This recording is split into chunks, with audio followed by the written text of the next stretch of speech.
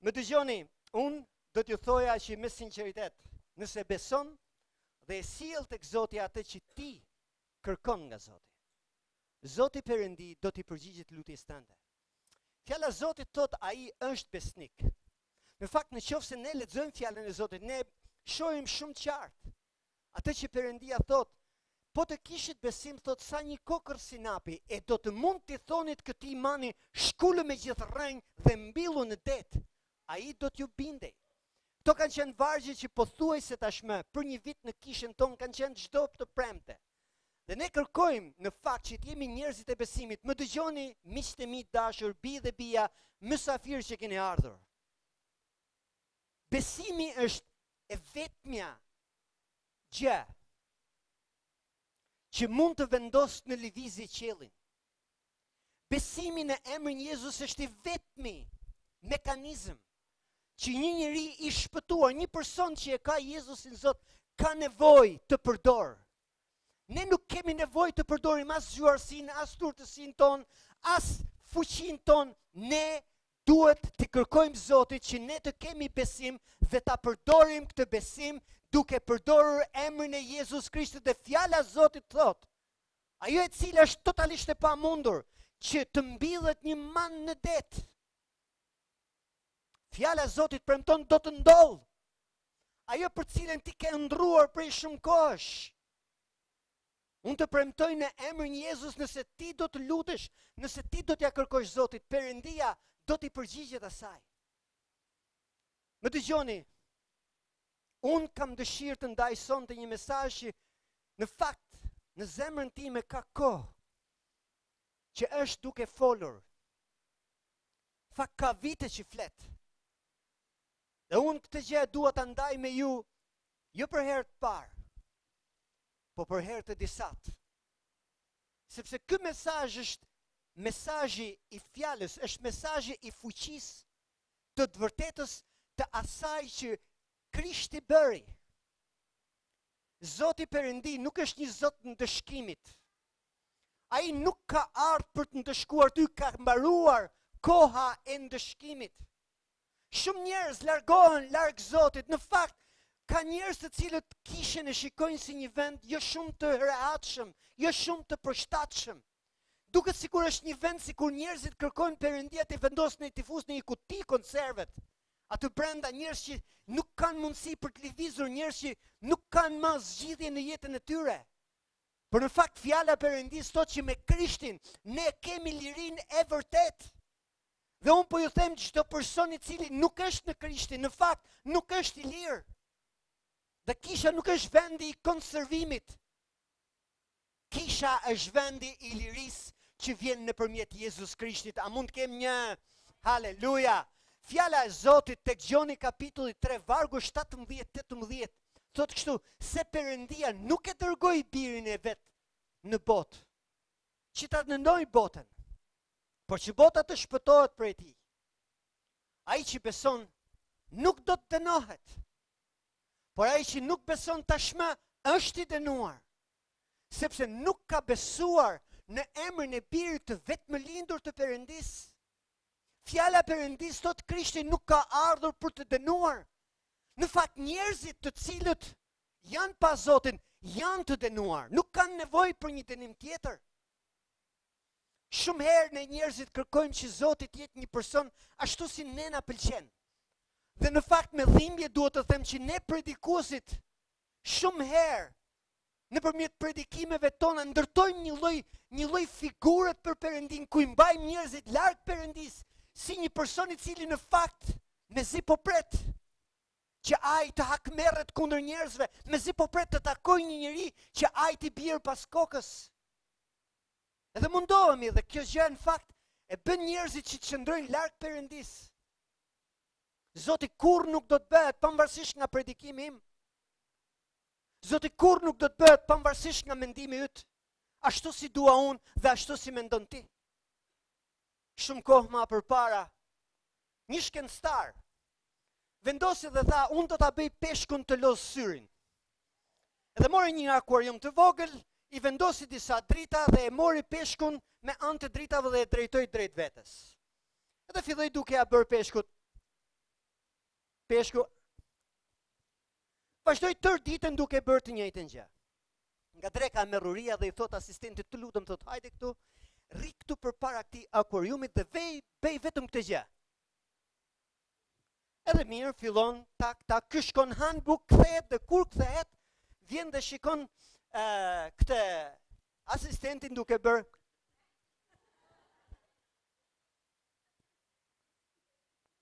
Ne nuk mund ta bëjmë Zotin që tjetë ashtu si duam ne.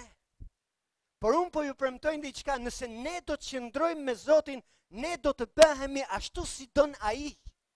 Nëse qëndrojmë gjithmonë, nëse ne kemi një marrëdhënie të vërtet, në fakt jeta jonë transformohet. Dhe Jezusi nuk erdhi për të dënuar, Jezusi erdhi për të shpëtuar. Unë dua t'ju them diçka.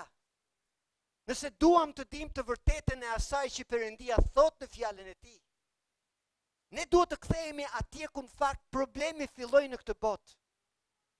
Në qoftë se lexojmë Biblën, tek Zanafilla, kapitulli 3, fjala e Zotit na tregon që pasi Adami dhe Eva kishin mëkatuar, dëgjuan që Zoti po afrohej. Dëgjuan zërin e Zotit, Perëndi, që shëtiste, ishte zëri i Perëndis që shëtiste në kopsht në fladin e ditës. E burri e gruaja e tij u fshehen nga prania e Perëndis midis pemëve të kopshtit. Atëherë Zoti Perëndi i thirrri njeriu dhe i tha, ku je? Njeriu vetë dinte që diçka nuk kishte bërë ashtu si duhet. Dhe kur e dëgjoi Perëndin, zërin e Perëndis duke ecur në përkopsht, ata u fshehen pas një peme. Ma vonë ne shikojmë se çfarë ndodh në botë. Në fakt, Perëndia më vonë vën re diçka e cila ishte shumë e tmerrshme, gjëja më e tmerrshme që kishte ndodhur mbi tokë pasi Perëndia e kishte krijuar njeriu. Vllai vret vllain e vet. E Perëndia vjen dhe i thot tek Zanafilla kapitulli 4, i thot, atëherë Zoti i tha Kainit, ku është vllai yt Abeli? Ai ju përgjigj, nuk e di, mos jam gjerojtar i vllait tim? Zoti i tha, çfarë ke bërë? Zëri i gjakut të vllait tënd më thirrri nga qielli që të ulesh në tokë. Pa drejtësia, gjaku i njeriu të parë foli nga toka dhe bëri që Perëndia të zbriste. Dhe ai zë i atij gjakut thirrri për hakmarrje. Dhe në fakt njeriu nuk u shmang asnjëherë ky mallkim mbi jetën e tij. Në fakt nëse shohim sot njerëzit të cilët nuk e kanë Zotin, akoma vazhdon ky zë, ky mallkim duke vrarë njëri tjetrin. Më dhimbje duhet të them që ne jemi njerëz të cilët shumë herë që në vogli jemi mësuar që ne të rritemi duke i marrë gjërat me dhunë. Edhe prindit bëjnë kompromis me fëmijët e tyre duke u munduar që të mos t'i prishin hatrin. Dhe pastaj habitemi, si është e mundur, si arriti një 15 vjeçar të marrë Kalashnikovin për të vrarë një tjetër, habitemi. Ne nuk kemi arsye për të habitur, nëse një fëmijë që i vogël është mësuar ta marrë me dhunë diçka nga prindrit, e prindrit në vend që t'i thonë jo, i kanë thënë po. Dhe në vend që t'i thonë po, i kanë thënë jo. Dhuna rritet tek ta njerëz. E kur rritet e din që e vetë në mënyrë se si mund të marrë atë që do është duke marrë armën në dorë. Në fakt, e njëjta gjë ndodh me Kainin. Ai mendoi si zgjidhja ishte duke e vrarë vllain e tij. Por Zoti vjen dhe i thotë, çfarë ke bërë? Çfarë ke bërë? E njeriu që nga ai moment qëndroi në ndëshkimin e Perëndis deri në momentin kur Krishti erdhi. Kur Krishti erdhi, bi dhe bia, ndodhi diçka krejt tjetër. Sepse Krishti nuk erdhi për të pyetur njeriu çfarë ke bërë. Zoti e dinte çfarë njeriu kishte bërë. Perëndia nga që e dinte eksaktësisht cili ishte problemi njeriut, prandaj solli birin e tij të vetëm në tokë. Për shkak se ai e dinte eksaktësisht çfarë kishte bërë njeriu, ai e dinte eksaktësisht çfarë po bënte njeriu, dhe Zoti tha, unë do ta shpëtoj njeriu nga ajo që po bën. Nëpërmjet asaj që unë do bëj. Dhe kjo është ajo çfarë Krishti solli. Zoti Jezus nuk erdhi mbi tokë për të pyetur ty dhe mua çfarë ke bërë. Por Krishti erdhi në tokë për të thënë, dhe Jezusi është sot këtu në këtë sallë për të thënë, shiko se çfarë kam bërë unë për ty, për shpëtimin tënd. Zoti nuk ka ardhur për të gjykuar për atë që ke bërë, por Zoti ka ardhur që ti të marrësh shpëtimin nëpërmjet asaj që Zoti ka bërë për ty. Dhe Zoti sonte thotë, shiko çfarë kam bërë unë për ty. Zoti nuk do të pyes më ku je. Se Zoti e din eksaktësisht se ku je ti. Adami dhe Eva, në momentin kur dëgjuan zërin e Perëndis që po ecte, ata shkuan dhe u fshehen pas pemës. Por më dëgjoni çfarë ndolli me Krishtin, ai e mori atë pemë, e preu, ai ndërtoi kryqin e tij. Dhe tashmë ai e din eksaktësisht se ku je ti dhe ku jam unë. Dhe ai thot, unë e di ku je, shiko se ku jam unë, dhe unë jam në të djathtën e Atit për ty. Dhe Jezusi është duke thirrë ty, që duke e pranuar si Zotin dhe shpëtimtarin e jetës tënde, ti të jesh një person i cili qëndrosh në të djathtën e Atit, atje ku Jezusi në fakt vendosi njeriu, e vendosi për shkak se atje është vendi ku ne duhet të qëndrojmë. Zoti nuk do të pyes sonte ku je, çfarë ke bërë. Sepse nëse ai do të pyes çfarë ke bërë, gjykimi do të jetë mbi ty.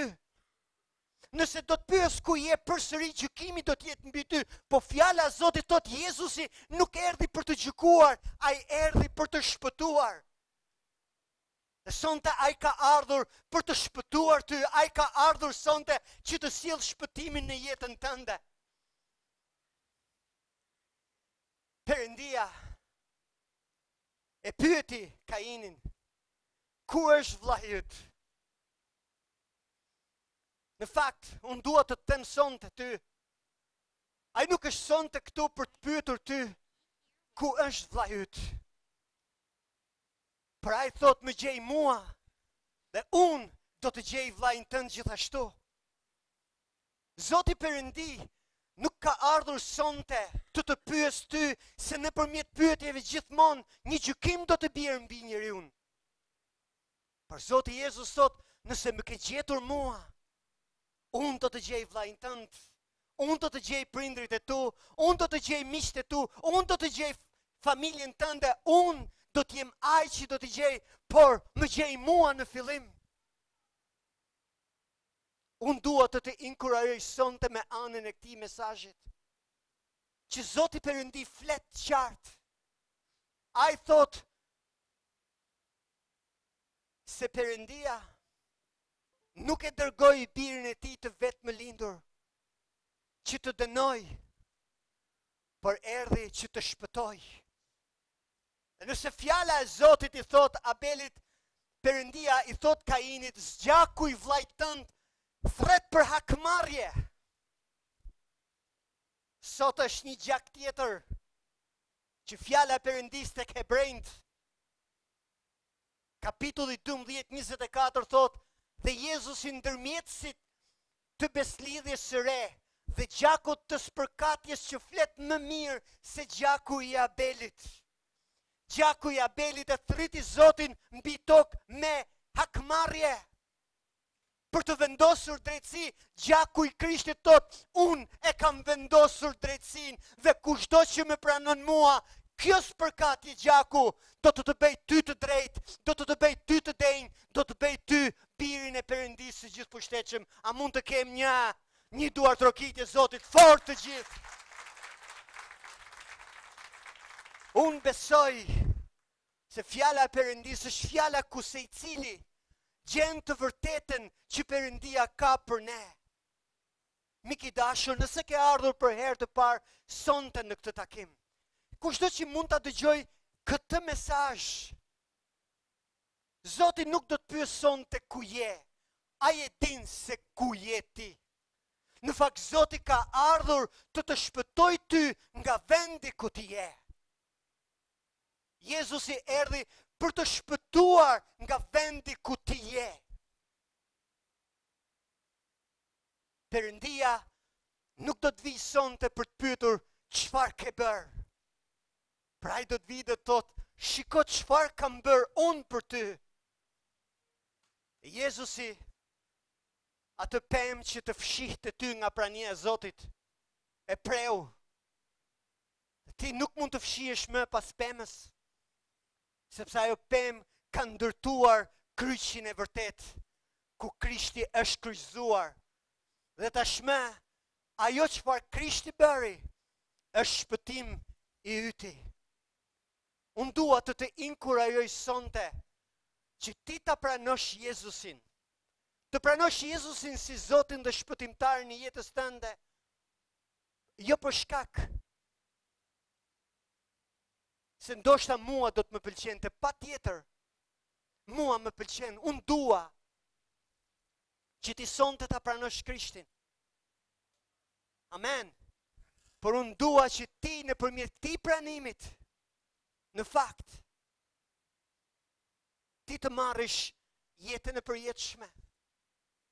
Më dëgjoni miqtë e mi, Zoti nuk duhet pranuar se një ditë. Për shkak se nuk e ke pranuar, ti do të shkosh në ferr. Zoti do të vijë sot aty ku je, nga ferri ku ti jeton, aty ai don të të shpëtoj nga ferri ku jeton sot. Zoti Jezus më shpëtoi mua nga ferri ku jetoja pa te. E sot unë jam në vendin ku ndoshta asnjëherë nuk e kisha imagjinuar. Perëndia më ka ofruar mbretërinë e tij. Fjala e Zotit thot, atij i pëlqeu që të na jepte ne mbretërinë. E unë, dhe kushdo që pranon Krishtin, është pjesëtar i mbretërisë së Perëndisë. Gjaku i Krishtit nuk flet për hakmarrje. Ishte gjaku i Abelit që thriste për hakmarrje, për drejtësi. Gjaku i Krishtit vendosi drejtësi. E ky gjak sot flet, duke thënë, kushdo që e pranon Jezusin, gjaku i Krishtit është mburoj. Dhe djalli, demonet do të afrohen, por kur të shikojnë që mbi jetën tënde mburoj është gjaku i Jezus Krishtit, do të marrë arratin, gjaku i Krishtit do t'i fus frikën frikës. Gjaku i Jezus Krishtit në jetën tënde do ndriçoj aq shumë sa errësira që është djalli dhe demonet e tij nuk do të kenë fuqi të të afrohen ty. Perëndia do sjell në jetën tënde ato mrekulli të cilat në fakt ndoshta ti prej shumë kohësh i ke pritur. Por ti sonte duke marrë Krishtin, ke marrë mrekullinë e qiellit, ke marrë bollekun e mbretërisë së Perëndisë dhe e bër bir, bi i Perëndisë. A mund të kem një duartrokitje Zotit fort? Unë nuk do të kisha dëshirë të lodhja kokën më shumë se sa kaq sa thash. Por unë sonte dua të them një gjë shumë të thjeshtë. Nëse ti beson me të vërtet që Krishti sonte do sjellë shpëtim në jetën tënde dhe jo gjykim mbi jetën tënde, të lutem, ule kokën, edhe të gjithë kisha le ta ul kokën. Edhe do doja të përsërisje këtë lutje që unë do të bëj tani. Në fakt, edhe ata që do ta ndjekin këtë video mesazh, le të ulin kokat atje ku janë dhe të përsërisin, nëse duan të pranojnë Krishtin, të përsërisin këtë lutje. Ngrihe zërin dhe thuaj, Zoti Jezus, sonte unë kuptova për herë të parë që ti nuk ke ardhur të më dënosh, por të më shpëtosh nga dënimi ku unë tashmë qëndroj. Zoti Krisht, unë sonte mësova që ti e din se ku jam unë dua të di sonte ku je ti. Dhe të falenderoj që unë sonte mësova se ti je ringjallur dhe je në të djathtën e Atit dhe je për mua. Sonte Zoti Jezus të falenderoj që mësova që ti nuk vjen duke më pyetur çfarë ke bërë, por ti erdhe më tregove se çfarë ke bërë ti për mua. Dhe të falenderoj Zoti Jezus që ti vdiqe për mua. Dhe pas 3 ditësh u ringjalle. More mbi trupin tënd mëkatin tim. E munde smundjen. More mallkimin. Dhe tashmë unë besoj në ty, sepse nëpërmjet teje të Krisht unë marr lirin. Dhe sonte unë shpall, unë jam i lirë në emrin e Jezus Krishtit. Amen. Populli i Zotit thot, një duar trokitje Zotit fort. Haleluja.